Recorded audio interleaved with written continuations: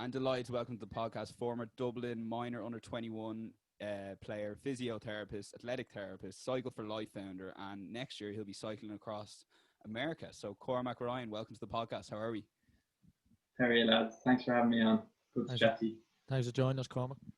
Cormac, listen, before we get into kind of your cycling at the moment, I want to take you back a little bit to your Dublin Minor days, and maybe start off with playing a little bit of Dublin Minor hurling and what happened to you next that was life-changing. Yeah, I suppose back in 2011, like most lads growing up, hurling was everything to me. I didn't really have much of a life outside of hurling, to be honest. I was a pretty kind of timid 17, 18-year-old that was obsessed with hurling. So luckily got the opportunity to play with minor hurlers in 2010. I was well down the pecking order on the panel, and then again in 2011, luckily managed to start in goal that year.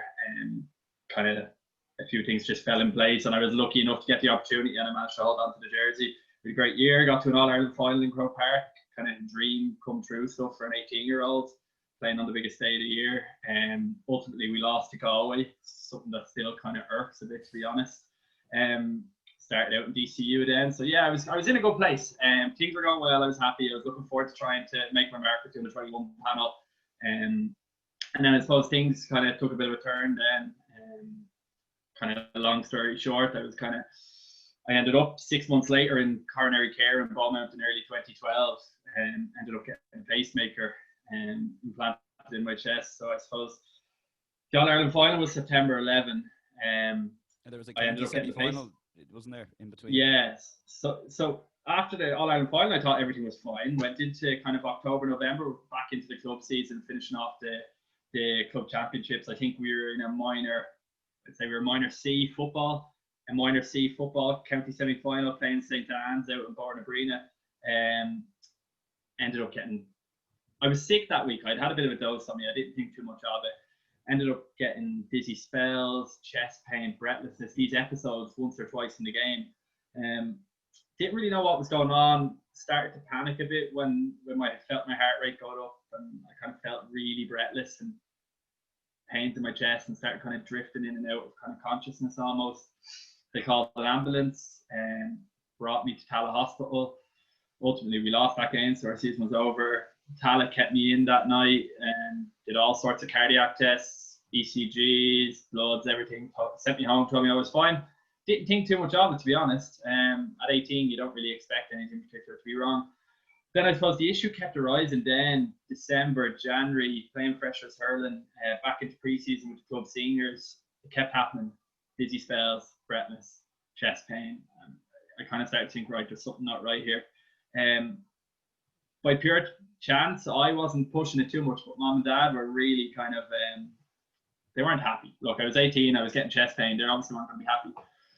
So dad actually pushed, there's a guy that was involved in our club called Professor McIlvany. He's a respiratory consultant up in Beaumont Hospital. So he said, dad kind of pushed him and said, look, can we get him checked out full, do everything and see if there's anything there. So Prof actually, just by pure chance, put a Holter monitor on me, a 24-hour cardiac monitor on me. He didn't expect to find anything. So it was February 17th. I was in town. I'd worn the cardiac monitor for the previous 24 hours. I got a phone call. It was a reg in Beaumont Hospital, said, Cormac, I know you dropped your cardiac monitor back in. We picked up an irregularity. Can you come into Beaumont straight away? I didn't think much of it. Took my time getting home. Got home, put on a pizza in the oven. Was really lackadaisical about the whole thing. Eventually walked up to A&E. Still not thinking there was anything much up. The gravity of the situation kind of hit me when I got into A&E. Because I presented myself to A&E, they brought me straight through triage, put me in a wheelchair, wouldn't let me walk up, and brought me straight up onto the coronary care unit. So I was a bit like, right, maybe there is something here. A couple of minutes later, a consultant cardiologist came in, shook my dad's hand and said, you must be Cormac, assuming, not knowing anything about the case, assuming that the 60-year-old man in front of him was the cardiac patient. And he got a bit of a land down when he saw it was me, and the reg came over and said, no, the 18-year-old there in front of you. Long story short, spent 2 weeks in coronary care in Beaumont. It was all a bit of a whirlwind. Was hooked up to monitors 24/7, had angiograms, cardiac echoes, cardiac MRIs. Left 2 weeks later with a pacemaker in my chest, being told, no more, you're never going to play contact sport again. And it was, you can imagine, it was just a complete whirlwind. Everything came so thick and fast, I didn't even have time to process it. I kind of thought getting out of hospital, right, that's the hard part done. But like the 2 weeks in hospital was the easiest part. Nothing was even registering with me. So there was 18, just out of Beaumont, and pacemaker in situ, and no more hurling football. And kind of just the gravity of the situation just started to sink in then. So it turned out what was happening, my heart was stopping, skipping beats. So it was stopping for up to 5 seconds at a time. Skipping beats at night, my heart rate was dropping down to like 27, 28 beats a minute. I was relatively fit, but that's world leading marathon heart rate levels at night. Like I should have been well up into the 50s, 60s at least. So yeah, and then all of a sudden things kind of just changed, I suppose. Life took a big turn from there on. You mentioned your heart stopped for 5 seconds a couple of times. Was that always in hospital where you were monitored, or did that ever happen, or was it close to happening? Yeah. So the likelihood is, what they've told me is the likelihood is it probably happened outside. So I was hooked up 24/7 in the coronary care unit. So the morning my heart stopped for 5 seconds, I was sitting up in bed eating a bowl of cornflakes, and one of the nurses popped her head around the corner, glanced at me, and just went again. And I didn't think anything of it. Now, it transpired, what happened was they watched the screens the whole time. So I was sitting in bed, I flatlined for 5 seconds on their monitor. I didn't feel a thing, but they obviously got a bit of a fright when they saw it, glanced around to see if I was okay, saw I was fine, and then went on about their business. So they tracked me for the 2 weeks. That happened. Stoppages happened every day, different lengths of time. So they're pretty sure it was happening all the time. Particularly in my sleep was the issue. It was going very hard. It was going a bit really funny in my sleep. It was going very low, and stoppages were more common in my sleep as well. So yeah, it was just crazy, to be honest. Like, it's not something you'd ever expect to encounter at 18. It's not like the coronary care unit was. There was six beds in the bay I was in. The other 5 patients were all in their 60s, 70s, 80s. I remember one night I was there, kind of awoke by alarms one night. One of the ladies had gone into a cardiac arrest. I woke up next morning, she was gone. I presume she passed, the poor lady. Like, it was just completely distressing situation for an 18-year-old to be in. But yeah, that was essentially what was happening. My heart rate was just all over the place. And like, what's that like? Because obviously it's a terrible thing for anyone of any age, but at 18, you've got your whole life ahead of you. All of a sudden, you're in there, like you mentioned, with 60, 70-year-olds with a very rare condition with your heart. How did you cope, or how did you find that experience? There was a big piece of denial, to be honest. Like, for a good while after, I don't think it hit me. It really took a long time to sink in, and I know that's probably an element of cliche, but I think I was in denial for a long time, and then it gradually started to register with me. The most distressing part of the whole 2 weeks was when the reg came in and said contact sports were out of the question. I didn't necessarily care about the pacemaker. I was like, just let me play hurling again. And once he said hurling and football were no-go, I'll never forget that day. I was sitting on the edge of bed and he told me, and I just so happened to be on my own. And I texted mum and dad, and they came up that evening, and I was distraught that whole night. The thoughts of never picking up a hurler or sitter again just ruined me. I would have taken anything at that stage to get back playing. Absolutely anything. In the aftermath, after that, then it's disbelief. I wasn't really accepting of it. I was just messed up. It's the only way I can describe it. I was a complete mess for months after it. Just long nights of staying up, not being able to sleep, afraid to fall asleep that something might happen with my heart. Just completely knocked the stuffing out of me, and I just got really, really low. No matter how many times they said, "You're lucky we've caught this. You could have been another Cormac Ryan, another Kieran Carr."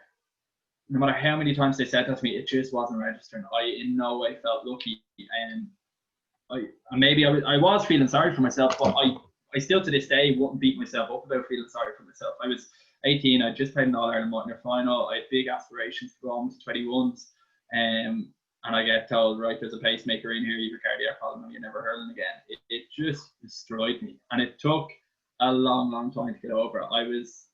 It took years, really, to be honest. It's only in more recent years that I've come to accept it and become okay with it. But you just go to a dark place. You feel very sorry for yourself. You think you've been hard done by, and then inevitably, then after a while, those feelings of guilt start coming in. You begin to kind of self-loathe, and you kind of hear stories of other people dying, collapsing on pitches, cardiac arrest that don't necessarily survive, and there's just a mix. It's just a whirlwind of emotions. I can't even begin to describe where my head went to at those times. It was just crazy. And you were doing college at this point, was that correct? Or you were Yes, yeah. So I was halfway through first year in DCU. I was doing a course called athletic therapy, so it's basically kind of sports physio. I was halfway through, so I missed a good few weeks of that. Managed to scrape through the rest of the year. And then I took a year out of college afterwards. My head wasn't there, so I took a year out. So the academic year of 2012 and 2013, I took out. I just took a step back, didn't really do anything, to be honest. But my head just was not in education. I wouldn't have done myself justice at all. So I took a year out, didn't really do much. Worked down in Parnell Park in the county board for a year in an admin job. John Costello kindly took me on for a year and just gave me an outlet, gave me something to do with my life, I suppose, while I was recuperating. But yeah, college certainly took a hit as well. So tell us a little bit more about that year. Like, did you ever see yourself going back to college? Like, was there a case that where you just needed this time? Yeah, so like, to be honest, it was actually the consultant's recommendation. So the consultant probably had a lot of foresight in that he said, look, he said to my parents, he was like, this is going to really, like, the hardest part won't be the physical recovery from this, it'll be the mental. And I probably was keen enough to tip away and go back to college, but mom and dad kind of made the executive decision and said, no, look, you need time to process this. They probably saw how I had been from February to May and realized that this was going to continue on for another couple of months. The other side of it was I was in complete denial. Like, mom and dad would be asking me, dying for me to open up and talk to them and express how I was feeling, but I was bottling it up for 6, 7, 8 months, and I wasn't willing to kind of go to that place in my head. So I needed that time. That year wasn't great though. That year was a rough year. I was pretty low. I put on a lot of weight. I was pretty unfit. I wasn't really allowed to do much activity. I became really fragile mentally. Like, it wouldn't take much to leave me in bed for a day. I became probably irrational. I was probably paranoid at times. Really emotionally labile. Looking back now, I can say that at the time I didn't think I was, but I suppose now you develop this self-awareness after being through something like that. And at the time, I'd say I was a nightmare to be around, a nightmare to live with. I was just so down. I was inconsolable. Nothing could take away the pain that I felt at the time. I just wasn't me.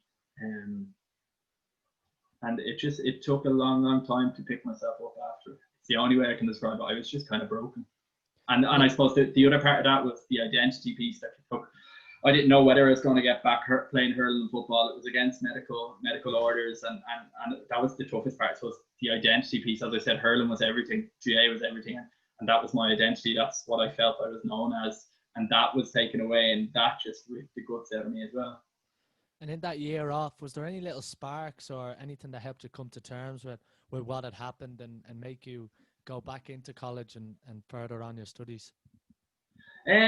Academically, no, to be honest, there wasn't much of a spark. Academia probably wasn't on the forefront of my mind at the time. The only bit of a spark I got really was when I kind of, at some point, I got the Pacemaker in February 2012. At some point in late 2012, I had this realization that I needed to do something to help myself feel better. And it was purely out of a selfish reason. I was like, I need to do something to make myself feel better. I need to help myself somehow. And I just got this notion that I could go and raise awareness and raise money for cardiac charities. So in the end of 2012, I went to mum and dad and I said, look, I want to cycle around Ireland, and I want to challenge myself physically next year. I want to cycle around the country, and I want to raise money for cardiac charities. They thought I was absolutely insane. And believe me, lads, I was a fragile enough human being at this stage. that was the only bit of spark that I had at the time, Sean. Only bit of spark, something sparked inside me that said I need to do something. But that spark was developed out of selfish reasons. It wasn't, if I'm being brutally honest, I didn't do it because I wanted to help people or raise awareness of cardiac conditions. It was because I was an absolute fucking mess and I needed something to make myself feel better. Now, luckily, it turned out to be a massive charity success, and I couldn't have asked for it to go any better, but it was born out of absolute selfishness, complete selfishness. I did it purely to try to help myself feel better. It was the only way I knew how. That was the only bit of thing that sparked a bit of life back into me in the following year. Before we move on a little bit on terms of the Dublin under-21 hurling, I just want to know, is there anything that someone could have said to you in that year when you were kind of feeling down and just kind of fed up, and you mentioned yourself that you weren't yourself? Is there anything you feel someone could have said to you that might have sparked that little bit, or is it a case that you had to find your way out of it slowly, like you mentioned with the Cycle for Life? It's a good question. Very little that anyone said to me at the time registered with me, to be honest, and it wasn't through a lack of effort. Friends were amazing, parents were amazing, college friends were amazing, people in my life who have just kind of been mentors or whatever did all they could, like, but nothing anyone. I was so self-absorbed at the time with what had happened. Nothing anyone had said could register with me. I'll be honest, I actually don't remember, lad, where I got the notion of doing the cycle. I don't know whether someone said something to me and it sparked something. I don't know whether I read something or saw something online. But at the time, no matter how good someone's advice was, when I was in that low place, I just couldn't snap out of it. And it's like when I do talks in schools, and in the past when I've done them, or if I still do talks, it's one thing I always say is, when someone is in that headspace and they are that low, nothing you say will probably help them. All you can really do is listen, let them know you're there for them. That was the only thing. It might have been the lads pulling me out of bed on a shit day, and they wouldn't, being typical 18, 19-year-old Dublin lads, didn't have a clue what to say to me, but they were just like, "Come on, we go to McDonald's," or something. Like, that was their way of saying they cared. And if someone is that low, like I was, often there is nothing someone can say. And in the situation I was in, I don't think anyone could have said something that was going to snap me out of it. I just needed time. I needed time to process it. I needed time to accept it. I needed time to for it all just to register with me. Did you find that Cycle for Life gave you that kind of a new lease of life, that sort of not quite competitive edge, but that little edge to say, look, I can do something again. I can get back out there and get active? Yeah, look, it definitely served its purpose. I'd be lying if like the Cycle for Life in 2013, it served a massive purpose. So for anyone who didn't know, after I got sick, I decided I wanted to raise money for cardiac charities, and I set up an initiative called Cycle for Life. We cycled around the country in 10 days in April 2013, 1,200 kilometers over 10 days. We raised 35 grand for various cardiac charities, and thankfully raised a lot of awareness. And that definitely served its purpose. Probably in terms of building confidence, like, my confidence was shot after the pacemaker went in. I used to be really self-conscious if I was in the gym and getting changed, because you could see the little lump under my skin. I used to be very conscious of that. Just knocked my confidence in general in daily life. And the cycle definitely gave me it gave me back something in terms of feeling good about myself. So it definitely, and like, so ame feel like I was making a positive out of the situation. Made me feel that I wasn't a piece of shit, really. To put it bluntly, it made me feel maybe kind of stand up and feel like I had some sort of value in this world again. So it served its purpose in that regard. It served its purpose in terms of raising money for the charities. I don't know whether it sparked a competitive edge in me, as I'm sure we'll probably mention later when we get into certain things. I don't know if I'm not an overly competitive person, to be honest, and I don't think it's necessarily a bad thing to say that. But no, it probably didn't spark a competitive edge, but what it probably did was instill a belief in me that if at 19, after what I had been through, I could organise a charity event like that, cycle around the country with a pacemaker, and raise 35 grand for charity and lots of awareness. It probably instilled just a little bit of belief in me. Okay, right, you're still capable of achieving things. That's probably the biggest lesson I learned from that, was I have to put myself out there a bit. And luckily, people pulled out all the stops and made it a success. So it definitely gave me a little bit of a little bit of bite back. But it didn't fix things. It didn't make me mentally okay with the pacemaker. It didn't make me mentally okay with my diagnosis. I wasn't super fit after.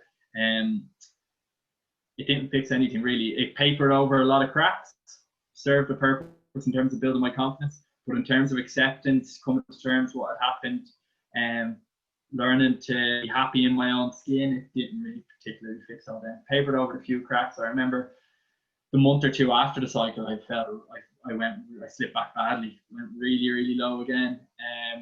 Just probably the anticlimax of finishing it, coming down off probably what I expected to be a massive high, and then realizing the day after that life goes back to normal and you're very quickly forgotten. I dipped really low again, so served a purpose, but papered over an awful lot of cracks, to be honest. You mentioned that high. When did Dublin Hurling for the under-21s get back into the picture, and when did you get back playing hurling? Was that post Cycle for Life? Were you already? Yeah, so Cycle for Life was in April 2013. I played my first competitive full contact game of hurling. I think it was around Paddy's weekend 2013. So it was about 2 weeks before the cycle. I went back in with the Dublin under-21 hurlers just after the cycle then. Shea Boland was the manager that year. He had been my manager at under-16 and at minor.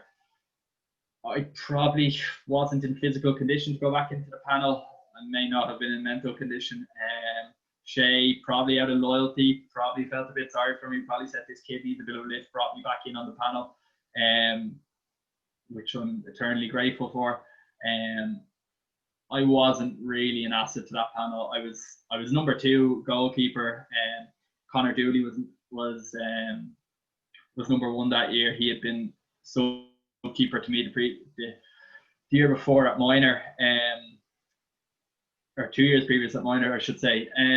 But that year, like I went in my team from the outset. It seemed impressive. This guy's just cycled around the country. He's gone back playing with Dublin under-21 hurlers after the kind of life change and illness he had. It seemed really impressive, but like I was of no benefit to that panel. I wasn't hurling well. I wasn't fit. I used to get really anxious about playing in goal. I remember there was several challenge matches I didn't go to. I just rang Shea and told him I was sick, but like I was just sitting in bed, bereft of confidence, terrified that I might actually have to play 20 minutes, and convinced I'd make a mistake or drop a ball into the net.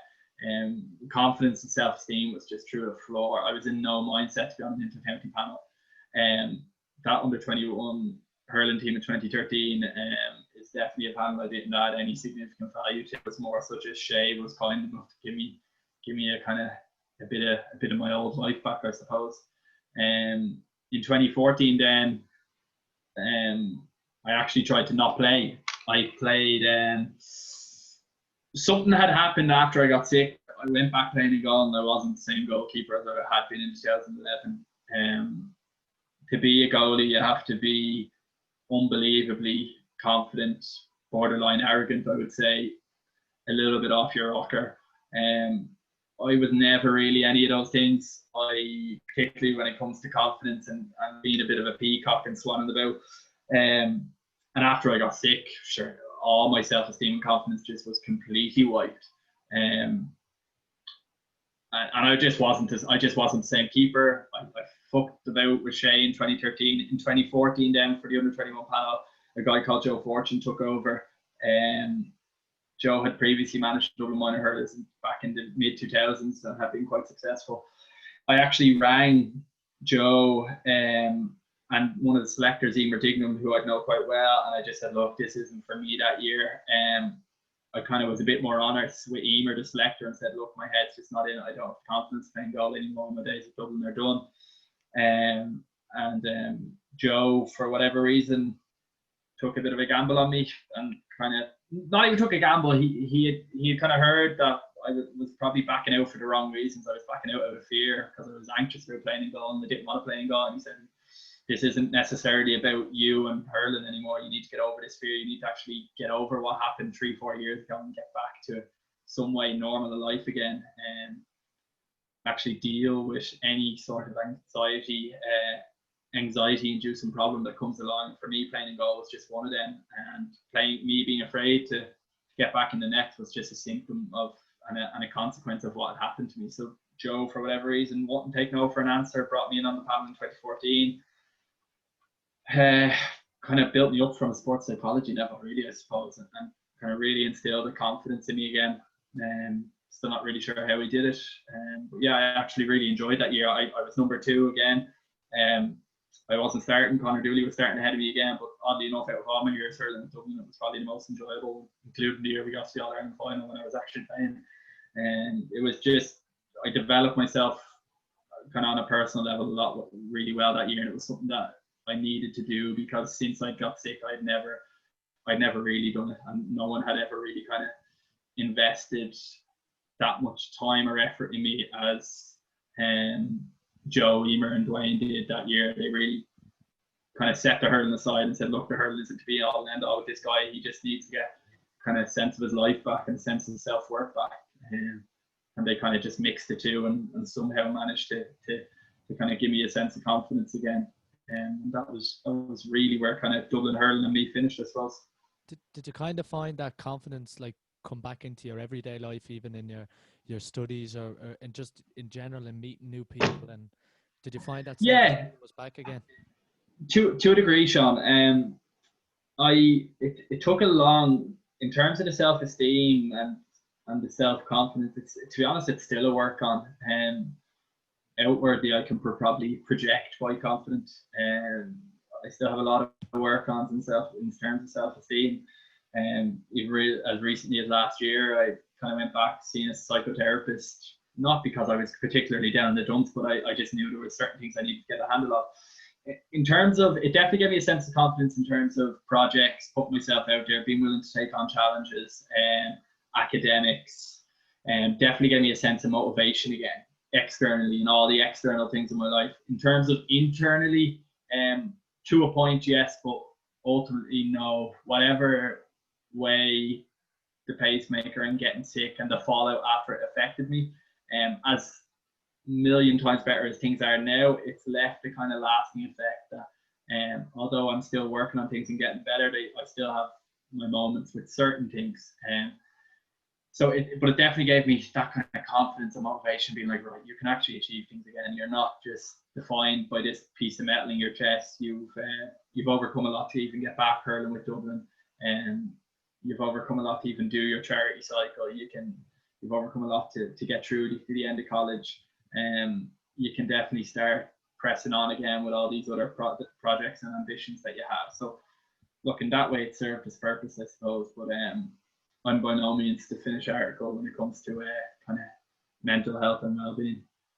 Absolutely. And you've spoken previously about DCU and maybe speaking to people there and being influenced and talking to counsellors. Is that something that, looking back now, it's a great thing to do when you're in that position, or did you find yourself maybe a little bit of a hindrance at times? Yeah, but to be honest, Sean, going through all that, everything we've just spoke about, those kind of years from 2011 to 2014, I actually didn't really engage in any sort of kind of psychological help during that period. I did it kind of informally with certain people in my life, really taking it as their mission to try and help me.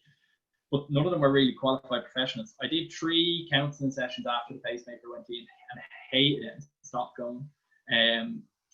And I just wasn't really willing to engage on that level. I was good in the sense that I would open up and talk to my friends, talk to my family if I felt low, talk to certain mentors, people in my life.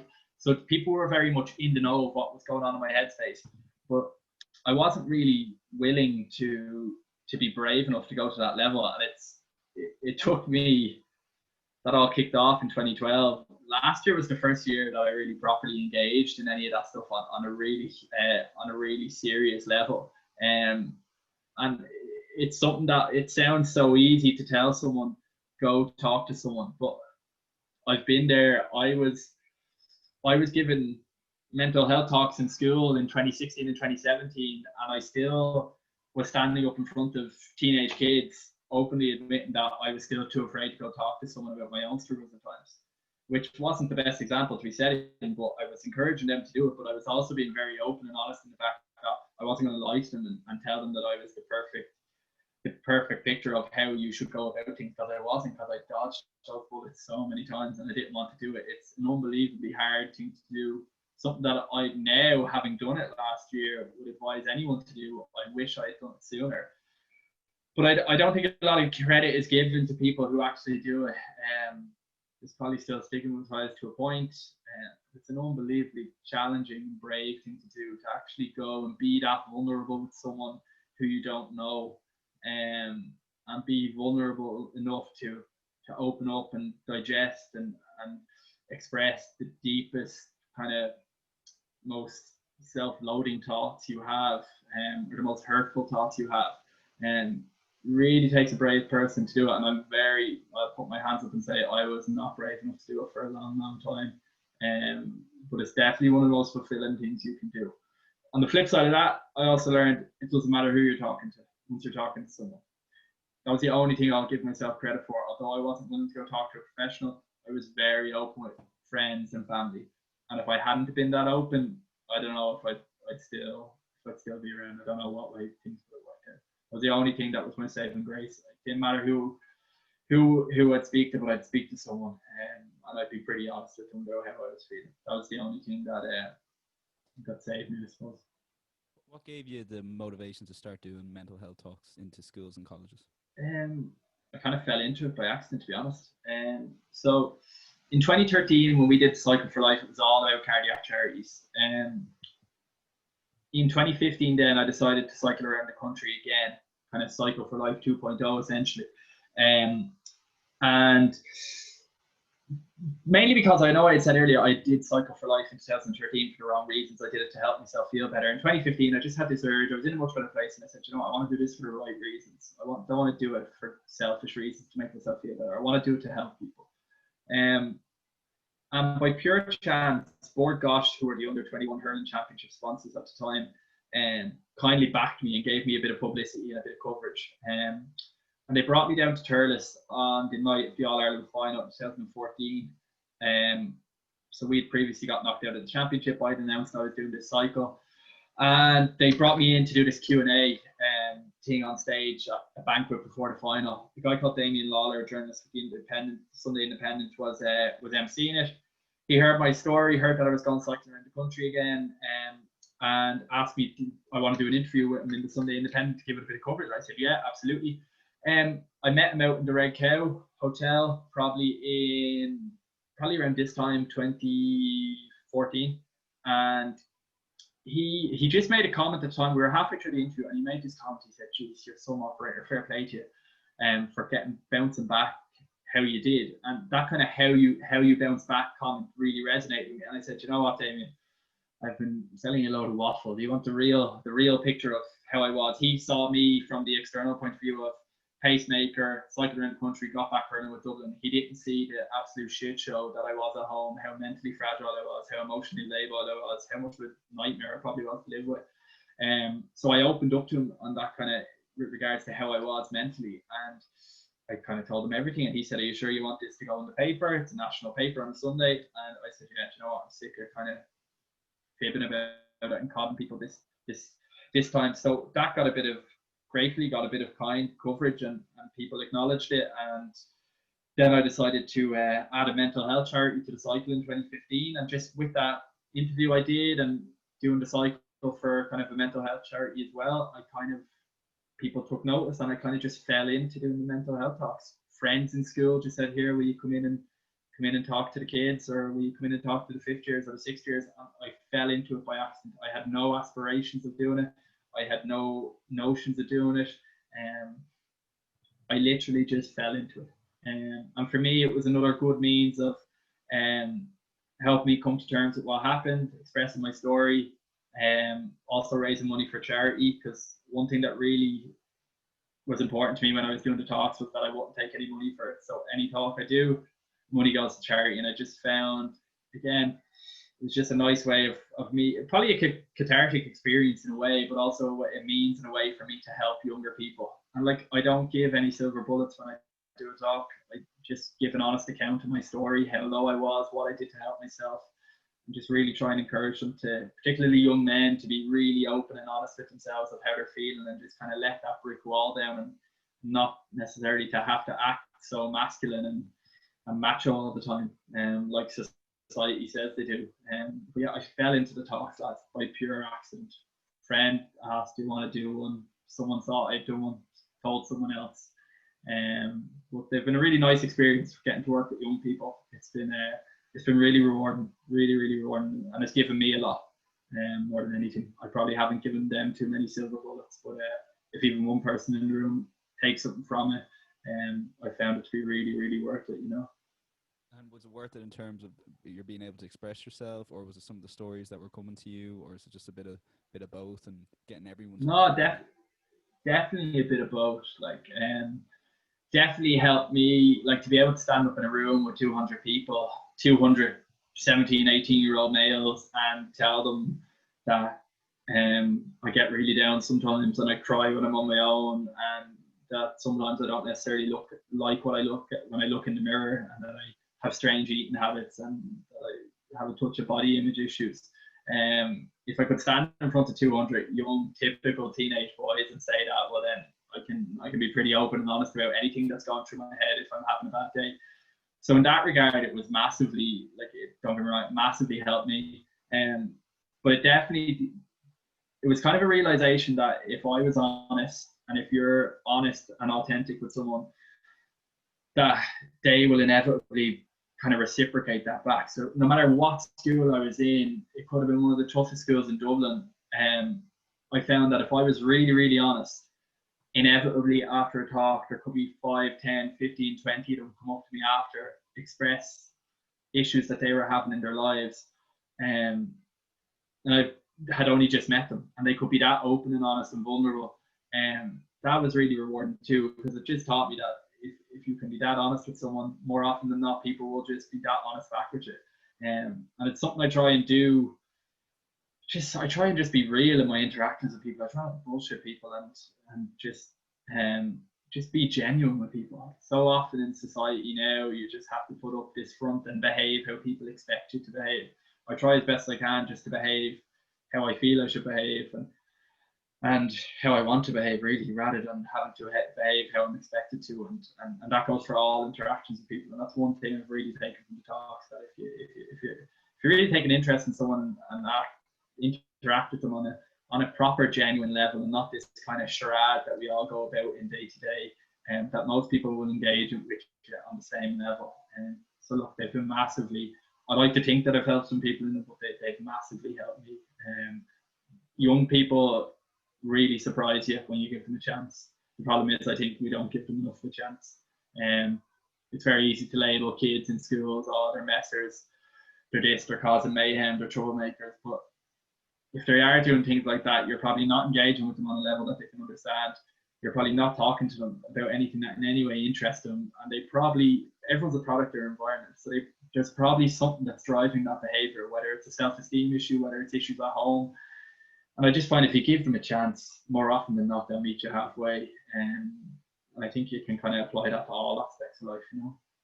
And is it a case for those young people, for people looking on to them, is it just a case of trying to listen as best we can in terms of if they're trying to express themselves? Because you mentioned that going back a few years that there was nothing really that someone could have said to you that, you know, would have made a difference to you. Yeah. But it was just what you're doing in schools is allowing a bit of an open forum and allowing people to express themselves. How do we do that on a day-to-day level if someone's worried about their friend, or, you know, how do they go about that?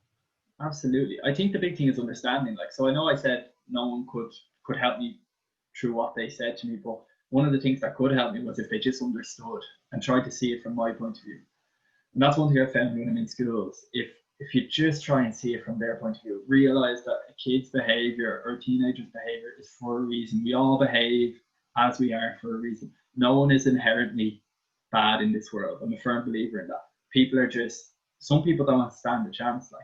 And that was the one thing that it taught me. If they're causing mayhem, they're causing mayhem for a reason. If you can sit down and actually talk and say what's up, chances are they'll tell you they feel shit about themselves and they feel like they have to be the center of attention to make themselves feel good about themselves.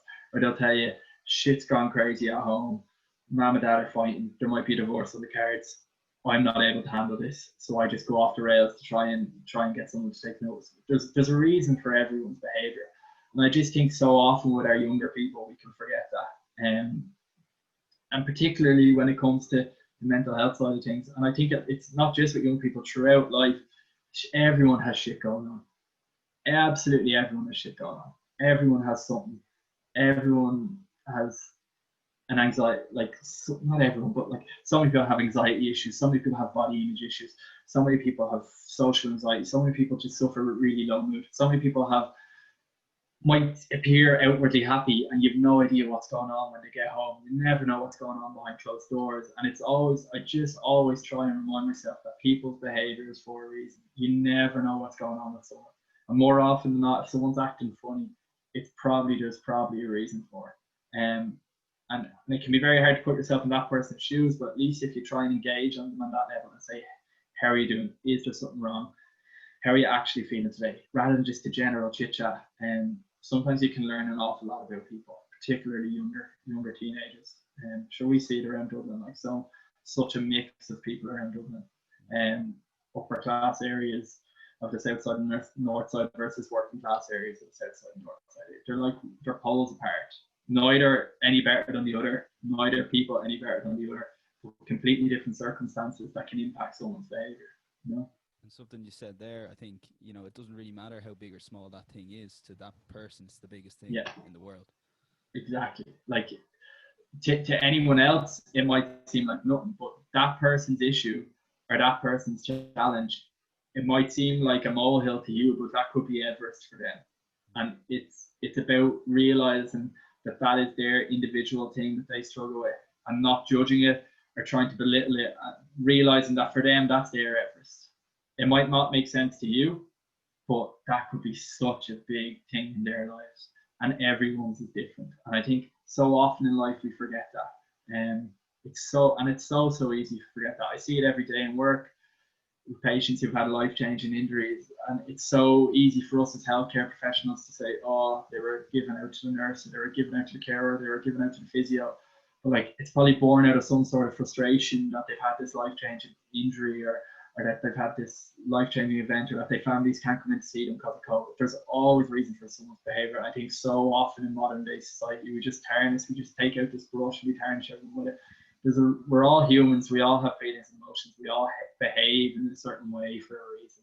And it's forgotten so often. And I think it's a real valuable thing if you can try to remind yourself of that. You spoke there about your profession a couple of years ago. You graduated from DCU from athletic therapy and training. What was that feeling like when you did graduate, and then all of a sudden you've gone in from a studying into the world of work, at the working world?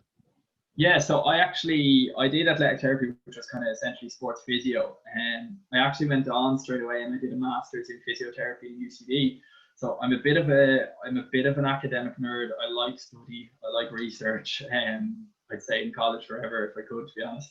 And I've kind of toyed with the idea, and I wouldn't say a couple, pretty low grade scientifically powered paper in a pretty low grade journal.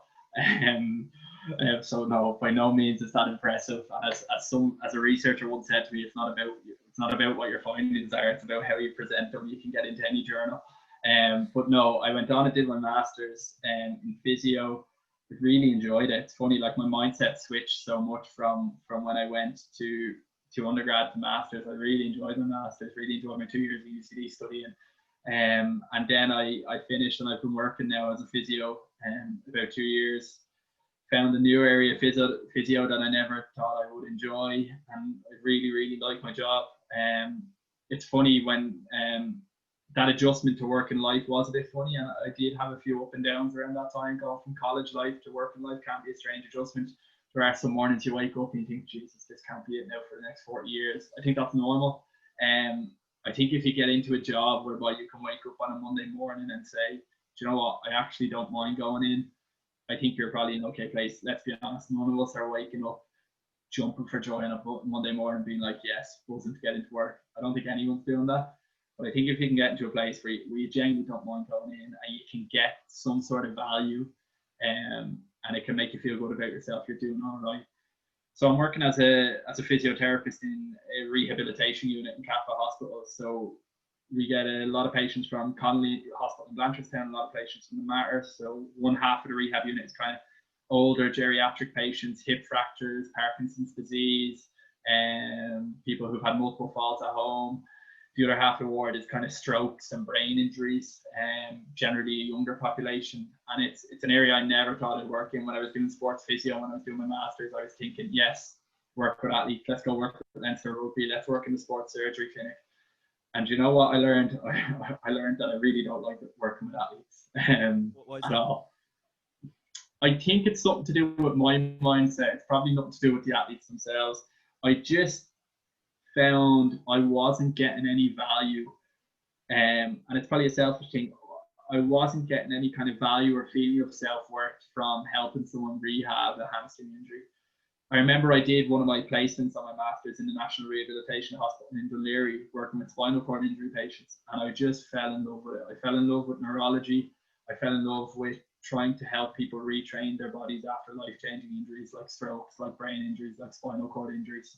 And it's just such a fascinating area, watching the body try and recover, trying to teach someone how to reuse their body again. These are people who might be left completely paralyzed on one side of their body, who might have big changes in personalities from their brain injury. And it gave me a real lovely feeling of self-worth that, you know what, you're actually making a difference to these people's lives in a real sense. And it's not to belittle the athlete's hamstring or belittle his ankle injury, but really at the end of the day, does it really matter a shit? It doesn't. Like, really, if we're being really honest, in 30 years time, does it really matter a shit? No. But if you can't walk, or you can't go to the toilet, or you can't get yourself out of bed, or you can't go to the shop, you can't use your right arm, you can't use your right leg, that can be a life-changing, devastating injury. And I just found that I met some of these patients who, no matter what they've been through, they can just keep a smile on their face, no matter how shit they're feeling, or no matter how terrified they are of their prognosis or where they're going to end up. And for me, I can't speak for everyone, but for me as a physio, I just couldn't even compare the value and the perspective that gives you compared to rehabilitating a chronic hamstring injury for someone who's playing senior league football in Dublin, and he won't go into his bloody rehab and he'll still moan about it.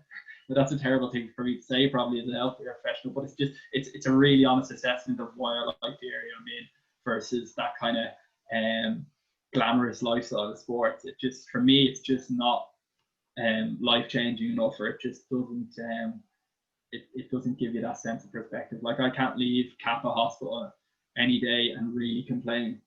And it's a terrible thing that sometimes when I'm in shit form and it takes me going into work and seeing a 30-year-old or 40-year-old who's had a stroke and can't move the right side of their body, it's a terrible thing that sometimes it takes me that to give me that kick up the backside.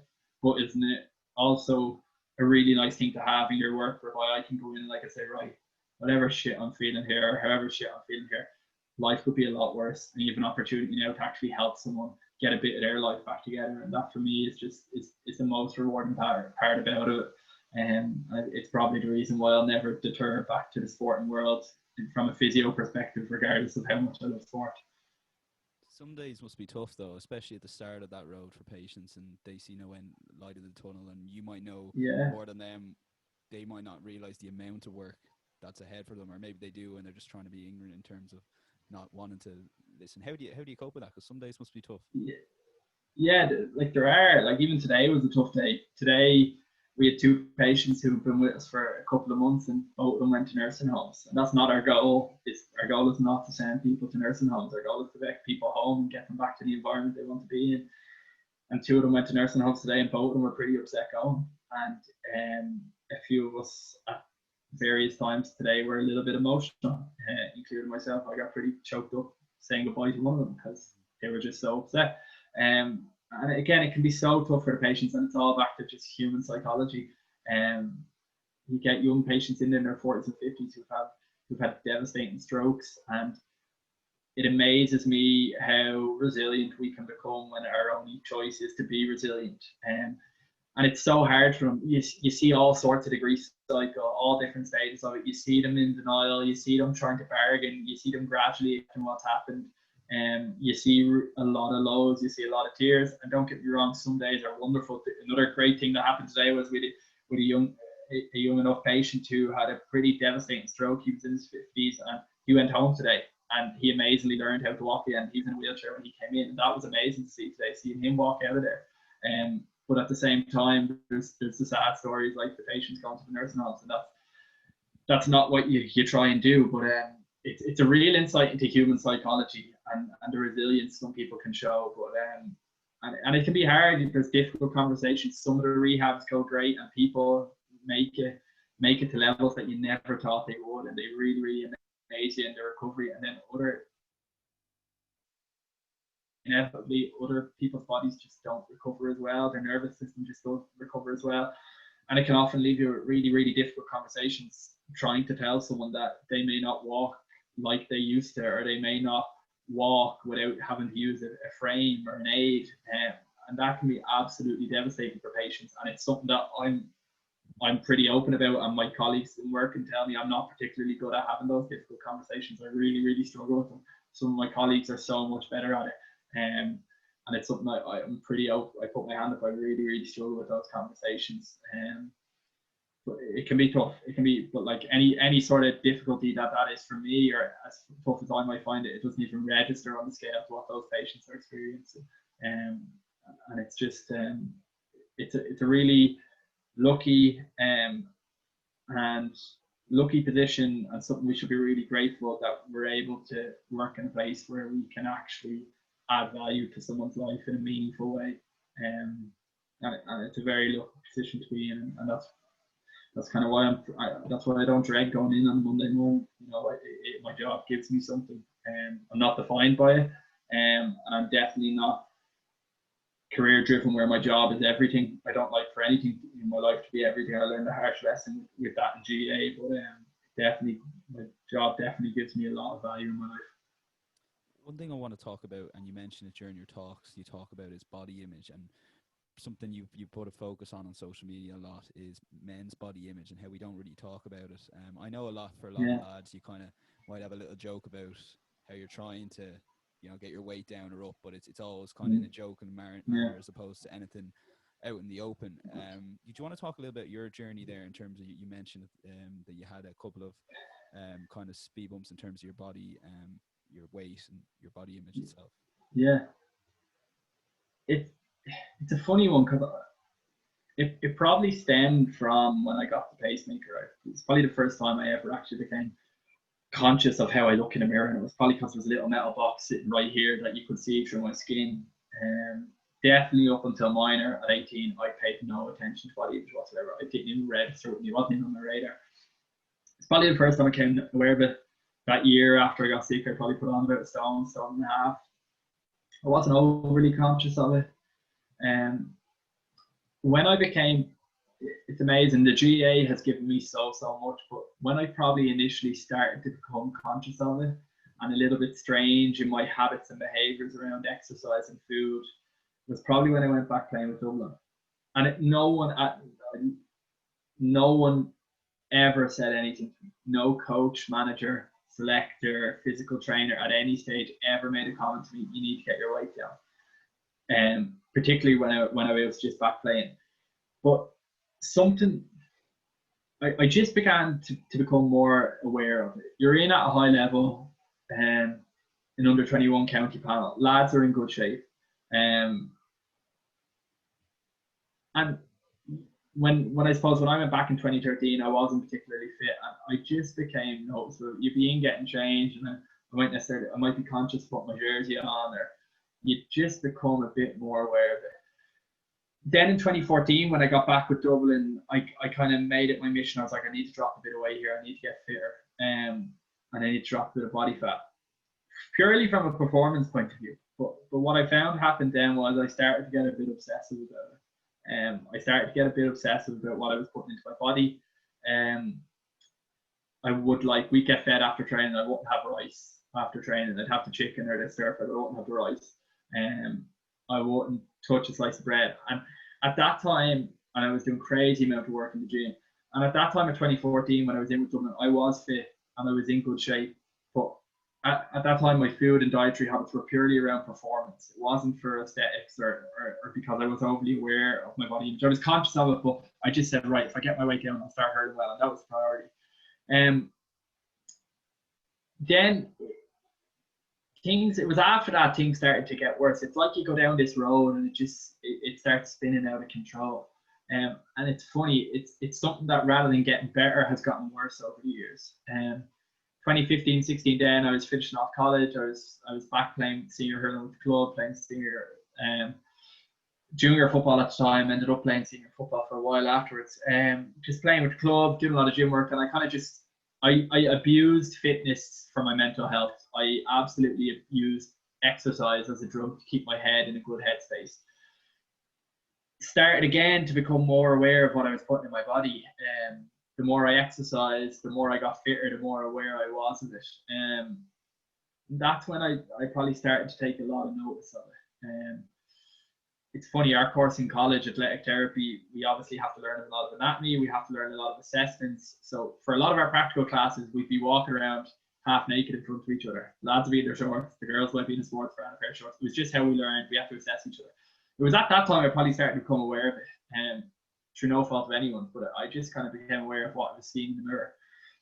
And it just kind of worsened and worsened. 2015, 16, 17, I just became more extreme with it. I became more extreme with my exercise, more extreme with my diet. Like 2017, 18, you could not pay me to touch a slice of bread. And it seems so irrational now, but I was so, every morning I'd look in the mirror, I'd take my weight. And it was just this internal battle I was having, being like, you need to get your weight down, you need to see abs. And it's so crazy to say it like that now. And I suppose it was two-pronged. It was diet and exercise, and it just got more extreme and more extreme. And inevitably what started happening then was I started binging. So I'd restrict for so long. I mightn't get a pizza for a month, and then I'd get a pizza that night, and it would be a pizza, a Ben and Jerry's, a box of Cocoa Pops, 5 bags of jelly. Like, it would be an all-out binge. And then I'd go to bed absolutely self-loathing, hating myself for it. I'd wake up Monday morning and I'd be really restrictive then, and Tuesday morning I'd be really restrictive. And it was just a nasty cycle to get into, to the point where I probably was down as low as 83 kilos. When I look back now on old photos, I kind of think, geez, I was extremely thin. You could see it in my face in particular. That went on until 2018. I was playing senior hurling with the club in 2018, and then 2019 I hadn't been enjoying my sport. And then in 2019, I took a step away from hurling football, and I kind of said, you know what, I need to use this as an opportunity to the diet and the exercise thing was getting a bit more extreme. I'd start getting stressed about going out for dinner. Like my girlfriend, Grania, she's an absolute saint. Like, we've been together years, but like, I don't know how she used to put up with it. Like, she'd be like, come on, go for dinner, just spontaneously, and I'd be stressing about it, and I'd nearly be making excuses not to go. Like a 25-year-old lad trying to dodge going out for dinner with his missus because he was panicking about what he might have to eat in a restaurant. She might be like, she could be up the weekend, what are we having for dinner? She'd be like, will we do steak and sweet potato? I'd be panicking over the sweet potato. Can we have pasta? Oh, I don't want pasta. Like, it was completely irrational, but I had gotten to that stage. So I kind of realized, you know what, I need to do something with this. Because it had gotten really bad in terms of when I did have a binge, the level of self-loathing was kind of complete. It's kind of starting to scare me. So I decided I needed to do something about it. So I tracked down a psychotherapist out in Ballantyre, and every Saturday morning at 9 or 10 o'clock, I'd go out to her, and I went out to her every Saturday morning for all of 2019. Kept it pretty quiet, to be honest, and it was 80 quid a session. I spent a lot of money on it last year, but it was an investment. And it wasn't that my mood in particular was massively down, but I knew I had issues that I needed to sort that had never really been resolved, and they probably all stemmed from the pacemaker. And for a long time I knew they were there, but being a 20-something-year-old lad, admitting that you stare at yourself in the mirror and like hold on to little bits of fat and be like, that shouldn't be there, or weigh yourself constantly, or afraid to eat a bread roll or a slice of pizza, like, it's so irrational, but it's something that you'd never admit.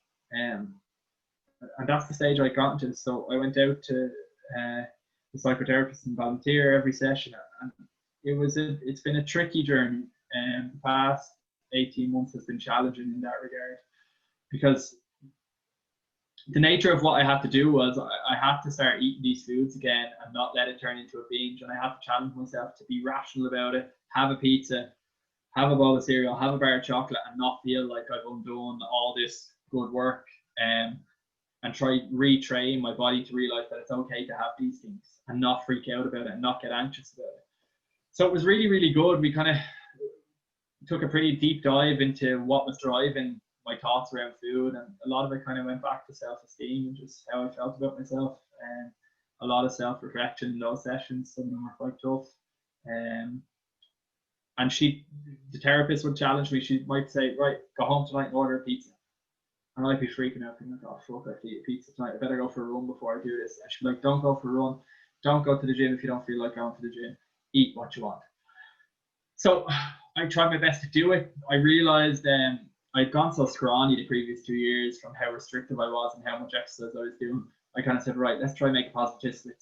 If I wasn't playing hurling football, let's try sit in the gym 4 or 5 nights a week. I'm going to be eating more. Let's try put on a bit of weight. So I probably went from 83 kilos to 90 kilos. Now, in fairness, I was pretty good. I went to the gym probably 4 or 5 nights a week, and I tried to get my calorie intake up. I probably went from 83 kilos to 90-ish, but it was hard. It was hard seeing my body change, and it seems like it's strange coming from probably a male in his 20s, but standing in the mirror every morning, watching a bit more fat develop in certain places, and not seeing your body how you used to, it was hard, to be honest. It was a mind fuck. But I knew I had to, because I knew my behaviors and my attitudes around food and exercise were so unhealthy. They weren't driven by being a healthy individual. They were driven by trying to be as small as possible. Like, it was really sort of, I don't necessarily know if you'd brand it an eating disorder, but it was definitely body image issues and disorderly eating patterns, and probably a touch of body dysmorphia. So it's been tough. Like, seeing my body change during 2019 wasn't easy. I'm probably in a healthier place now, where I don't think about it as much, but I'd be lying if I said it was easy, because it's not. I still catch myself looking in the mirror. I still catch myself, if I want to get a takeaway, I'd still maybe be like, oh, what the fuck are you doing? Why are you getting this? You don't need it. And I'd have to catch myself and be like, cop on, listen to your signals. If you want the pizza, get a bloody pizza. Don't feel like you have to go out and run 15k to Cosmo.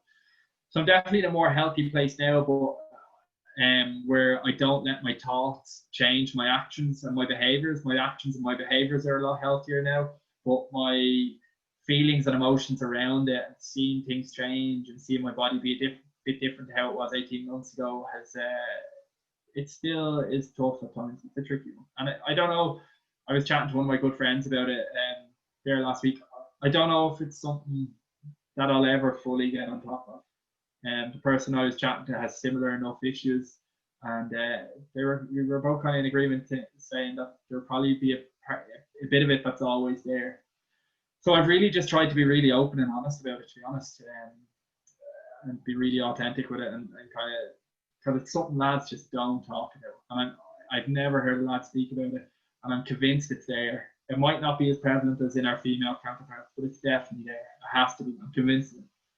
So I've just tried to be really open and honest with it, and it's a tricky one, and it's definitely a work on, and it's by no means perfect. Sometimes I still slip into binges where I get a takeaway or I have a pizza or something, and it turns into this binge that wasn't meant to, because your mind plays tricks on you and thinks, all right, you might as well go all or nothing here. They're definitely becoming less regular. They're definitely a rarer occurrence. I definitely don't stress myself out as much about the whole food thing, but yeah, it's a bit of a mindfuck, and it's definitely a work in progress, and I think it's going to be a slow burner, to be honest. I guess it's like you mentioned, a lot of people or a lot of lads don't talk about it. I guess if you're constantly chasing that perfect weight or that perfect body, you're never going to get perfect, and you're always going to slip into those kind of habits, I guess. You're 100% right, Dan. Like 100% right, because when I look back now, if I think of how I was 18 months ago, geez, I was in bloody great shape, but I didn't realize I was in great shape. Like, at the time, I was like, oh fuck, I need to drop this. Relative, like, yeah, it's all completely relative, and you're chasing this. you're chasing this thing that's never going to happen. And the reason you're chasing it because it comes from a much deeper place.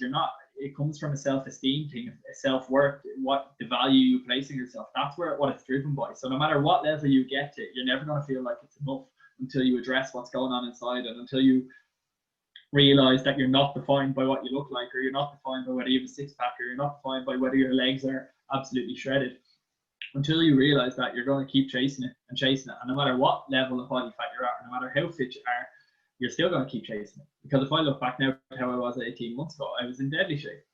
And from a probably a body fat point of view, a lean muscle mass point of view, but I didn't think I was. So you're 100% right. It's all relative, and it's the reason why you don't ever reach that point is because it's driven by factors inside of you that are all kind of related back to your feelings and emotions and your beliefs about yourself and your feelings of self-worth. And as long as those feelings of self-worth aren't fostered or improved, you're not going to get anywhere with it. How do you find coping with that, moving on to your training at the moment to cycle around America? If I just have the 5,000 kilometers from LA to New York, obviously pending COVID, in April 2021. Yeah, so it's been tricky. Take a flight now. I could take a flight. I don't know if we'd have as much crack though. I got this notion that it's been in the back of my mind for years. I've wanted to cycle across America. It's been in my mind for years. I don't know where it came from. I don't know how it developed. There's definitely something in me that's absolutely fascinated by human endeavor and what humans can achieve. Like, my favorite type of stuff to watch are those documentaries on Netflix or Amazon Prime, like Free Solo. You're on the guy Alex Honnold climbing the sheer cliff facing Yosemite. I love all these documentaries about people crossing Antarctica, Marathon des Sables. I love all those ultra endurance kind of feats of the human condition type thing. I don't know what it is that draws me to it, but I just find them fascinating. I just think they're amazing. And they're the things that I enjoy and that I'm fascinated by. So it's probably where it stems from, but this has been in the back of my head for 5-6 years, but the time was just never right. So I just kind of said, you know what, I wasn't playing senior hurling or football with the club, and I just said, you know what, this is the right time. If I don't strike now, I'll never do it. So I decided, we're going to cycle across America, over 5,000 kilometers from LA to New York, COVID pending. Next year, hopefully, we'll be able to get it done. But training's been, back to your question, training's been pretty full on for that. It's been tricky. When you ask kind of how have I been mixing that with the body image thing and the weight, it's kind of the opposite. So I, particularly the months of kind of lockdown months, March, April, May, June, the nature of work was that we were kind of doing a lot more shift work. So a lot of the time I'd have my mornings to get my training done, or I'd be finishing early and I'd have my evening. So it actually suited for training. So I got a really good bank of training done March, April, May, June, even into July, where I was doing massive amounts of cycling. I was doing 150 days, 200 days. And it was funny, because of the amount of calorie expenditure, I was inevitably dropping weight. I no matter what I ate, I just couldn't keep the weight on. I was going out on, it was Saturdays I went out and I was cycling for 5, 6, 7 hours. So inevitably the weight was dropping. But it was funny, it was kind of the opposite this time. I was trying to make a conscious effort of not dropping too much weight. And I was really trying to keep my calorie intake up. And I pretty much ate what I wanted for those 4 months, because I'll be honest, it's a fear of mine that if I let my weight drop too thin during this whole training regimen until next year, it's a bit of a fear, and it's me being pretty honest and open about my vulnerability that I don't know if I'd have the discipline to control it. You know what I mean? I'm fearful that if I let my weight and my body fat drop down too low, that I might see it as a very kind of positive thing, and I might get a bit more obsessive about it again. I don't know if that makes sense. But that's kind of where my head is at with it. So I'm purposely trying to keep my weight up a bit during this whole thing, because when it comes to the food and body image, it's still very much a work in progress. I'm making progress with it, but I'd be fearful that if my weight dropped too low, I'd slip back into dodgy old habits. And I really don't want to go there in terms of quality of life. I don't want to bring that back. So I'm really trying to, it's a balancing act in terms of the training. I'm still training pretty hard, but I'm probably, I won't say my diet is the cleanest at the moment, but I'm probably getting away with it because I have so much energy expenditure, I suppose. I'm burn so many calories a lot of the time that I can probably get away with a bit. But again, it's tricky, and it plays a few tricks on the mind. All right, but I'm just really conscious of not letting the weight drop down too low, because in my eyes, me being healthy and having a healthy relationship with my food and body is more important than anything at the moment. So I don't want to jeopardize that by going too full on, with kind of the dietary side of the training. You don't want to fall into those bad habits, I guess. Yeah, exactly, because they've been tough to even get a handle on. I won't say I have them cracked, but they've been tough to get a handle on. So that's my only fear of, kind of, not necessarily fear of America, but fear of training for America, is that I might fall back to those habits. But I have a pretty good hold on it at the moment. I don't think I will. I'll go on well. That's brilliant, and we'll cover just how people get in touch, but we're going to race through a quick fire, which Cormac, you've been amazing with your time. We've gone way over, if that's all right. No worries. All right, we'll try and make this as quick as possible. This tends to get, it's been dubbed the not so quick fire round, but we're going to really focus on the quick. I've heard one or two. All right. Yeah. Proudest achievement. Jeez, that's a good question. Probably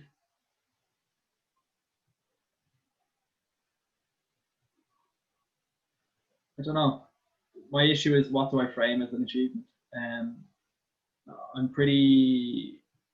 Me, an achievement is a funny word for me, because I don't necessarily know what I frame as achievement. And it's actually come up in a lot of counselling sessions that I've done. I don't particularly like the word achievement. Yeah, it's a funny one. Probably, yeah, I don't know. That actually brings up a lot for me. I have a lot of issues around achievement, in terms of what do I classify as an achievement, because a lot of the stuff I've done, I feel like you're obliged to do. Like, for example, when I was doing my masters, I was lucky enough to finish top of my class in my masters, and I got a medal for it to say I finished top of the class. I don't necessarily view that as an achievement. I went to college, I did a masters. Thousands of people do masters every year. I put in my best honest effort, and it just so happened that turned out to be the highest in the class. I don't necessarily view that as achievement. My mom and dad spent a lot of money to allow me to do that masters. I just feel like I was obliged to give it my best. What you meant to do. I was doing what I was meant to do. I cycled around Ireland twice in 2013 and 2015. Was an achievement? I don't necessarily know, because I felt obliged that I had to do something. I was put in a position where the onus was on me to try to give something back. The fact that I was alive and that I didn't lose my life to this thing, I felt like there was an onus on me to try and give something back to people, to try and raise awareness, raise money for charity, and at least make a positive on the situation. And that's not me trying to fish for compliments or anything like that, but it's come up in a lot of the sessions that I've done where I don't necessarily deem that to be an achievement as such. Because I was put in that position, it would have been pretty selfish of me if I didn't go and try and make a positive with the situation and try and help others. Like, I have a firm belief that if you're not trying to help others in some sort of capacity in your life, that you're limiting your value to the world. I don't know. It's a funny question. Maybe just helping people behind the scenes with kind of their mental health, and being a sounding board for certain people, and talks in schools, and helping kind of teenagers through my talks. Maybe that's my best achievement. But achievement for me is a funny word. Will cycling across America be achievement? I don't know, because it's something I've wanted to do. So there's no real. I like raising money for charity, and I like being able to get that feeling of giving something back, because that does a lot for me, and I want to cycle across America. So therefore, there's no real hardship in it for me. So therefore, it isn't achievement. I don't know. Sorry, I've made an absolute balls here. I've made an absolute balls of your question. No, it's a brilliant answer, to be honest with you. I can kind of resonate a lot with that in terms of that answer. It's brilliant. Your best teammate you played with? Oh, best teammate I played with. There's a few. In terms of leadership, Chris Crummy was just natural born leader. The guy was just made to be a leader. And that's why he's captain of the Dublin Senior Hurlers. Cormac Costello, clubmate, played minor and 21s at Dublin with him. I've seen that guy do stuff with a football in this litter that, like, talk about gifted. He's been desperately unlucky with injuries, but like absolutely gifted in terms of what that kid can do. And if he had a clean bill of health, injury-wise, I've no doubt that he would have already been the main forward of some senior footballers, and I still think he can be. And then there's just other ones that spring to mind. Paul Winters was a guy I played minor in 21 with. Paul Winters had leukemia when he was young, became a good friend of mine at the time. To come back from leukemia and start with Dublin Minor hurling team and made important frees on the way to an All-Ireland final. Really impressive guy. So I've been very, very lucky. Danny Sutcliffe, naturally gifted hurler, and saw him do crazy stuff on a field at minor and 21 level again. I've been very lucky to play with a lot of talented players. Yeah, it's a very talented players there. So who's the toughest opponent you've ever had? The toughest person you've come across? Probably a bit different because I was playing goal. With Dublin, I was playing goal, so that was probably a bit tricky. There was this old Jack Carr who was full forward for the Galway minor hurling team in 2011, and I remember going into a final. This fella was like 6'4". He was like a Johnny Glynn type player. The two of them were like the twin towers of that Galway minor hurling team at the time. And I specifically remember we were terrified about him coming up to the final because he was way bigger than everyone. They were just launching ball in.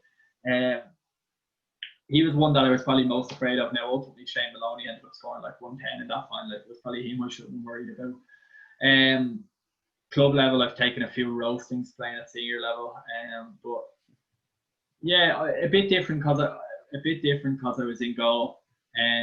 There's just one or two lads even in the club that just the most annoying people for me to play against are just those fellas who don't stop. They're just a nuisance and make an absolute nuisance of themselves. But yeah, probably Jack Carr, you're the guy from Galway, and Shane Maloney were probably caused us the most damage over the years. My own head, probably, to be honest, actually is the other one.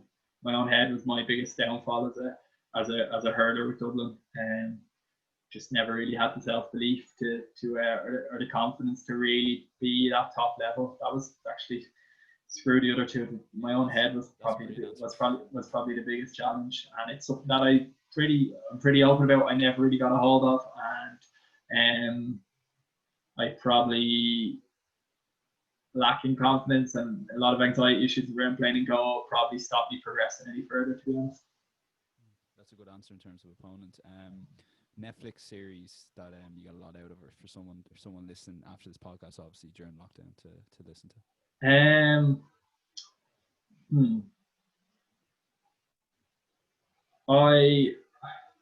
People don't like my Netflix. Do you know what I love? Not necessarily Netflix.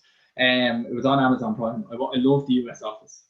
Yes. I absolutely adore. I actually only got into it last year, so I know where you're coming from. Michael Scott, like I absolutely adore the US Office, and my little brother got me into it.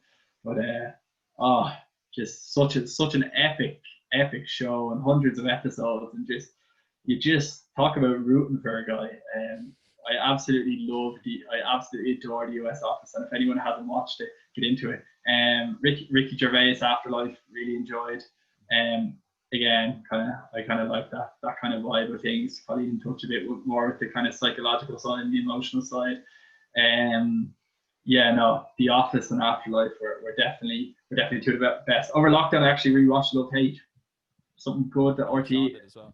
Yeah. Big Love Hate fan. Yeah, Sean, it was a good call. Definitely one of RT's finer moments. I forgot how good it was. I genuinely forgot how well RT did with Love Hate. So definitely worth a rewatch. And then you mentioned you listen to you mentioned other interviews, you listen to a lot of song or music and podcasts cycling. So what podcasts do you listen to apart from Tackling Sport? Apart from Tackling Sport, you've done very well, lad, since you started. A lot of serious guests. I don't know how you're pulling them in, but I'm in a serious company. Well. I'm in serious company. I got a right shock when you messaged me. You've done very well. There's a podcast I'm listening to at the moment. I love, actually, my favorite hour of podcast every week is the Sunday paper review on Off the Ball. Again, I'm a bit of, it's amazing. Great show, great taste. It's my favorite piece of radio that's done every week. It's just so good. John Malloy he just has a way of guiding conversations. He's brilliant. So I love that. I'm listening to a podcast at the moment. He has hundreds of episodes. A guy called Rich Roll. He's an American dude. He was a drug addict, then became this like ultra endurance guy. Has a lot of really cool podcasts that are like 2 hours long with an array of different people. But he's just a really cool dude. Does a lot with like ultra endurance athletes. So there's, if anyone is going to check out his one with the guy called Colin O'Brady. He went self-sufficient across Antarctica. He did this one with this guy who ran a marathon in every country in the world. He does a lot of them on diet as well, just a lot of them on kind of mindfulness, just a whole array of topics. So yeah, Rich Roll podcast is quite good. Dave B, that's my main one at the moment. I actually quite like Dave McWilliams' podcast. Again, I'm a bit nerdy. He makes economics accessible. I was thinking of the comedian for a second. I was thinking of David Williams when you said him. Oh, David Williams. No, David McWilliams. Yeah, I know the one. The red-haired economist guy. He breaks it down economics and kind of makes it accessible. He's not too bad either. No, I'm fond of my podcast, to be honest. We're same here. So we started one to get another one. The right industry. Last question. Best advice. It's a very tough question, but best advice you've received, or even if you want to go down the road of giving advice to people yourself, if you wanted. Best advice I've received.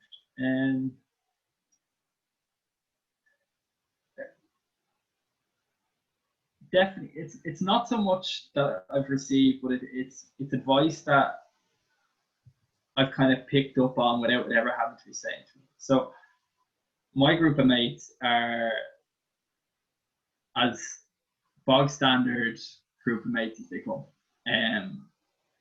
They tip away, they have their cans in the house, they go down to McGowan's on a Saturday night, they spend Sunday in bed, they play a bit of Junior C, Junior D hurling. And they're just the greatest bunch of lads ever. And although it's never been verbalized as a piece of advice, I'm quite different to them. And I wish I could be more like them, because they're amazing in that I love that they don't let themselves be defined by something. I know people talk about identity as an athlete, or some people are defined by their career, or they identify by their career or their sport. And it's one thing I've learned probably through my kind of fallout with not my fallout with GA, but kind of I probably lost a bit of a grapher. Was GA was my thing, that was my identity, and I was so engrossed in it that it probably then, because things went badly, I'd get into the depths of despair over it. And some of my mates, they're just such easygoing lads, and they're not necessarily defined by anything. They don't feel the need to be known as anything or defined by anything. And we can discuss it. It's just something I've learned from it. It's probably, maybe it's their subconscious way of giving me advice, because I'm probably a bit different to them in terms of how we lead our lives, but they're still my best mates.